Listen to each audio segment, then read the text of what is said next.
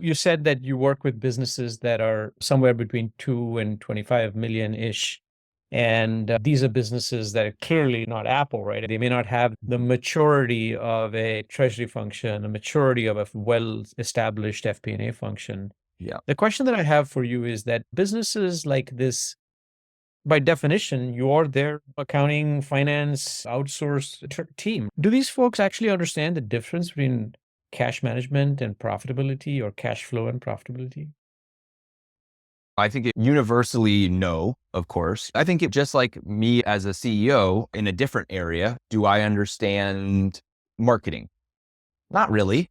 Maybe enough to be dangerous, but not really. I think there's a scale of that in any position or in any business of how mature they are or how much they know or how much they want to know, right? There are definitely some business owners or CEOs or whatever, they're allergic to debits and credits. That's like the last thing in the world they want to talk about. And then there are others, maybe they have some background in it, but then have shifted their focus to other things. Yeah, I think to your point about the size of an Apple versus our typical client, yeah, there's a difference in resources as a primary thing, resources and skill sets, and how many hats does a person at Apple wear versus how many hats does a person at a 30-person company wear? Those, I think, are generally two pretty different things. Yep. So yeah, there's a range, but I would say overall, that is why they hire us, is to leverage our experience in those areas rather than have it in their own team.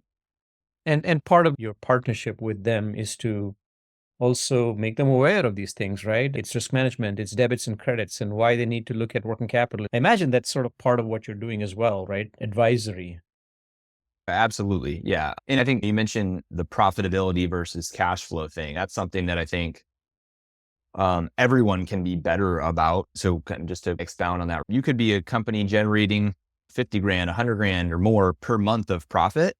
But if your working capital isn't aligned, or if you don't have mechanisms in place, then you could find yourself not making payroll, even though you're a profitable business. And yeah, I think that's a concept that just doesn't jive with most people, because you think profit is good. If I'm profitable, I have money. And generally that formula tracks. But I think being aware of that, whether it be via the business owner being aware or being equipped with team members who are aware, is Yeah. obviously pretty critical.